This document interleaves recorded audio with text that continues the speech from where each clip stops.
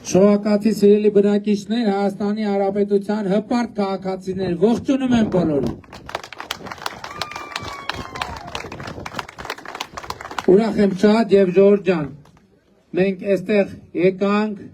բարեկարգ ճանապարհներով։ Երևանից դուրս ենք եկել ենք հասել ենք մինչև այստեղ եւ ոչ միտեղ մենք պրոբլեմատիկ ճանապարհային հատված չենք տեսել։ Դուք ինչպիսին էր ճանապարհը 2018 թվականին, հիշում եք, ոնց նա եղել ճանապարհը, դեպի Շորժա եկող ճանապարհը, ինչ վիճակում ա եղել, եւ մեր առաջնային խնդիրներից մեկը, ես չգիտեմ մարզպետը չափազանցնում էր թե չէ, բայց ասում էր 2018 թվականի քարոզարշավին ճամբարակից միջև Վարդենից մի 4 ժամ գնացել ենք, Հիմի լավ մի քիչ պլյուս մինուս էական չի, բայց ընդհանուր վիճակը հենց դա է եղել, բայց մենք այն ժամանակ սկզբունքային որոշում կայացրեցինք, որ Սևանի շուրջը ճանապարհը պետք է լինի բարձր վիճակում, եւ այսօր Սևանի շուրջը ճանապարհը շատ լավ վիճակում է, եւ սա ինչի համար ենք անում, առաջին հերթին նաեւ շողակաթի բնակիչների համար, որ տնտեսությունը ակտիվանա, որ տնտեսությունը աշխուժանա, որ կյանքը լավանա, որ մարդիկ ստիպված չլինեն լավ կյանքի հետևից գնալ ուրիշ երկրներ եւ ուրիշ մարզեր, այլ լավ կյանքը գա այստեղ եւ լավ կյանքը գալիս է այստեղ եւ լավ կյանքը շարունակելու է գալ այստեղ։ Հենց թեկուզ այս տարի զբոսաշրջության 30%-ով ավելի զբոսաշրջիկ է եկել Հայաստանի Հանրապետություն։ 30% այդ ահռելի մեծ թիվ եւ հույս ունեմ նաեւ շողակաթում զգում են այդ թիվը։ Եվ նաեւ մենք շատ կարևոր եւ մեծ ծրագրեր ունենք, ասեմ շողակաթում, մի ծրագիր կա, որը մենք ոչ միտեղ չենք գրել, բայց ես շատ մտածում եմ եւ երազում եմ այդ ծրագրի մասին, հույս ունեմ, որ ոչ մի բան մեզ չի խանգարի, որ արտանիշի թերակղզուց միջև Նորատուս կամուրջ սարքենք մի հատ, ժողովուրդ, ինչ կարծիքի եք։ Մի հատ կամուրջ սարքենք, որը կլինի Հայաստանի նոր խորհրդանիշը, իրական Հայաստանի խորհրդանիշը։ Իհարկե այդտեղ շատ խնդիրներ կան բնապահպանական, ինժեներական եւ այլն, բայց ես կարծում եմ, որ սկզբունքային կարևոր է, որ անկախ Հայաստանում մի հատ տենց այդ մասշտաբի այնպիսի կառույց լինի, որը կխորհրդանշի իրական Հայաստանի իրական եւ նոր կյանքը եւ նաեւ շողակաթ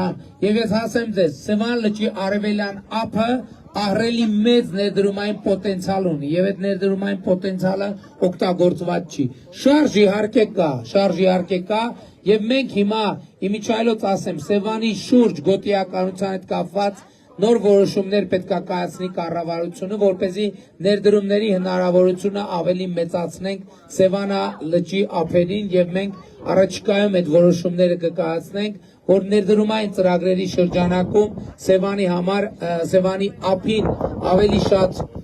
ներդրումներ անելու հնարավորություններ կստեղծենք։ Ժորժ ջան, երեք ուրեմն մի հատ հետաքրքիր բան տեղի ունեցավ շողակաթ գալուց առաջ մեր գործընկերներից մեկը գտել էր 2021 թվականի Հանրապետական կուսակցության նախընտրական մի պատրաստած քարոզչական նյութ, որի մեջ վիդեո էր, որի իմաստն էր, ասում էին 21 թվի ընտրություններին ուշադրություն դարձրեց, ասում էին, որ քաղաքացիական պայմանագրին բան տակ, ձայն տակ, այնտեղ մի հատ դրվագ կա, ասում է գնանք Շորժա հանգստանանք, զանգում են, ասում է Շորժա տեղերը լրիվ զբաղված է եւ զանգում են ադրբեջաներեն են պատասխանում, իբր իմաստն էր, որ քաղաքացիական պայմանագրին, որ ձայն տակ 21 թվի մասին է խոսքը, Շորժայում ադրբեջանցիներ են ելնելու եւ հայերի համար տեղ չի լինելու։ Հիմա այդ 21 թվի ընտրական ցիկլը անցել է։ Հիմա քանի ադրբեջանցի է ապրում ժողովուրդ Շորժայում։ Քանի ադրբեջանցի ապրում, ով կա տեղացիները, հաստատ ոչ մեկ չի ապրում։ Բա հիմա այդ քաղաքական ուժ, այդ հանրապետականից, այդ քաղաքական ուժից պատասխան պահանջողը լինելու է։ Իմ Facebook-յան էջում է դրած։ Մենք խնդրում եմ մտեք նայեք։ 21 թվին այդ մարդիկ այդ քարոզը արել են, այսօր են այդ քարոզը անում։ Թե որ ԿՊ-ին ընտրեք 300,000 ադրբեջանցի է գալու։ Բայց նախ այդ հանրապետական կուսակցությունը եւ իրանց հոգեզավակ ուժեղ Հայաստան կուսակցությունը պետք է 21 թվի պատասխանը մի հատ տվեք։ Բայց որ ասում եք այդ ինչ եղավ, այդ ինչի չեղավ։ Այսօր ճամբարակ խոշորացված համայնքը ապրում է իր կենսագրության լավագույն շրջանը, սկսած նրանից, որ մենք վերևոր հատվածում էր, որ ռոռոկման համակարգ ստեղծեցինք, այդ թվում շողակաթ բնակավայրի համարը, հիմա այդ կաթիլային ռոռոկումը աշխատում է, կա։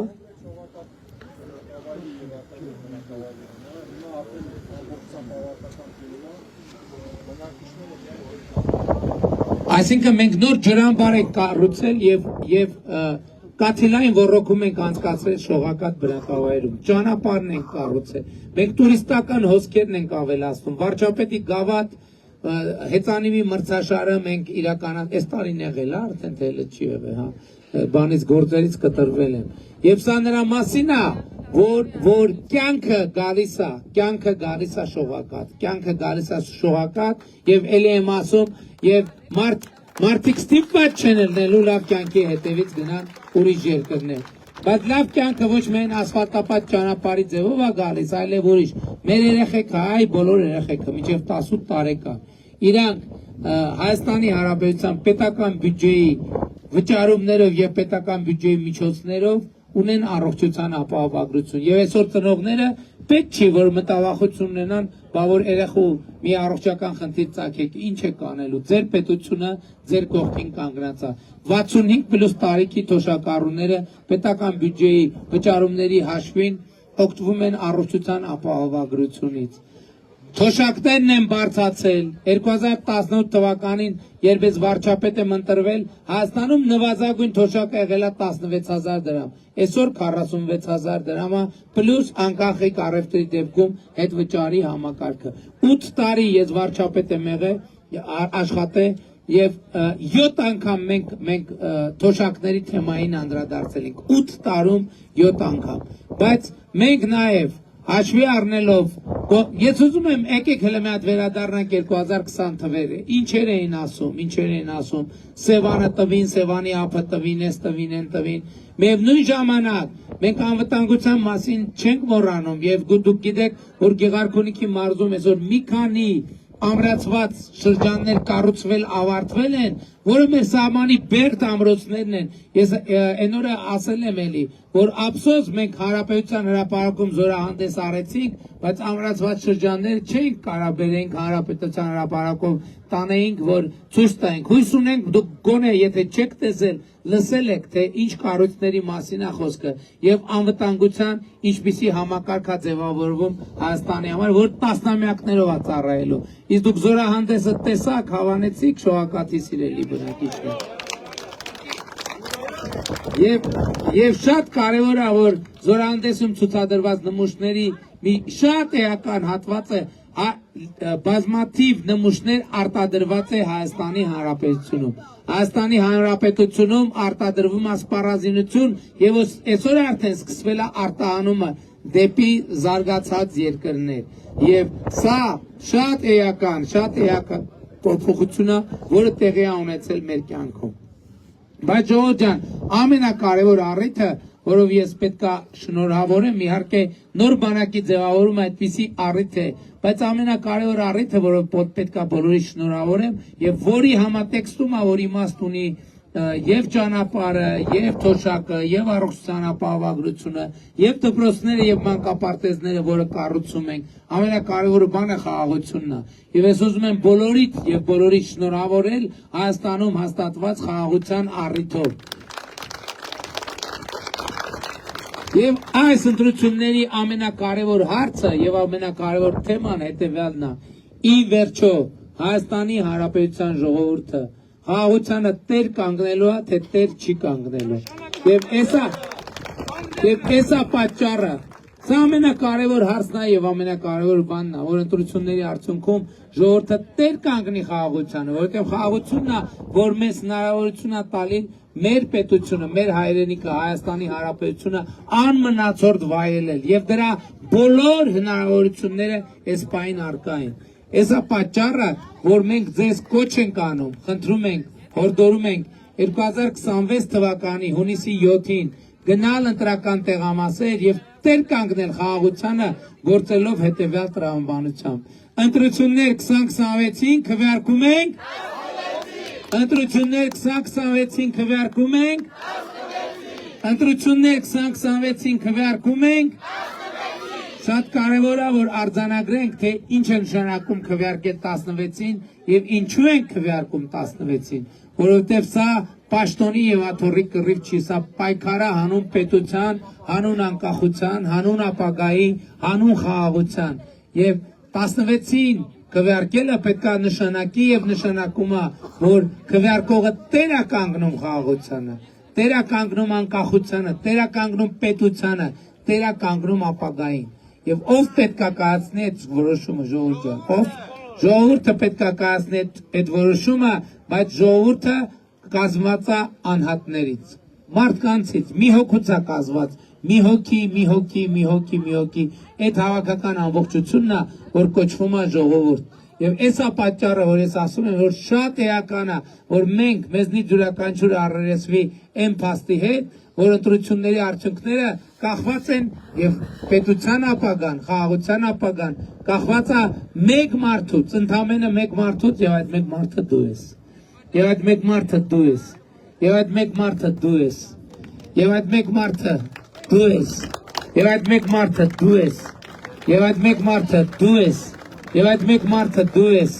Եվ այդ մեկ մարդը դու ես։ Եվ այդ մեկ մարդը հերո է կանգնած, բայց մեկը դու ես, կապ չունի ինչքան հերո ես կանգնած։ Եվ այդ մեկ մարդը դու ես։ Եվ այդ մեկ մարդը դու ես։ Եվ այդ մեկ մարդը դու ես։ Եվ այդ մեկ մարդը դու ես։ Ով այդ մեկ մարդը թող ձեր բարձրացնի, որ տեր է կանգնում խաղաղությանը։ Եվ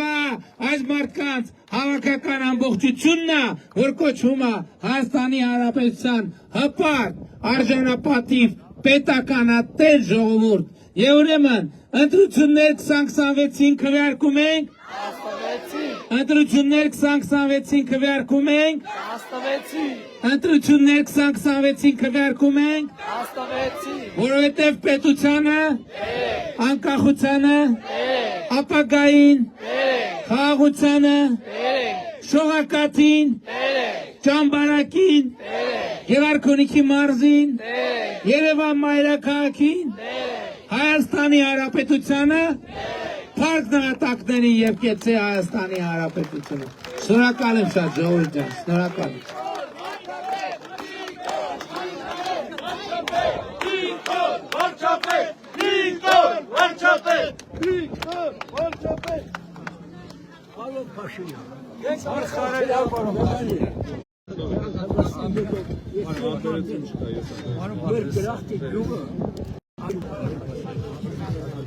Մենք ձեզանից գիտեք ինչ եք ակնկալում, պարոն վարչապետ։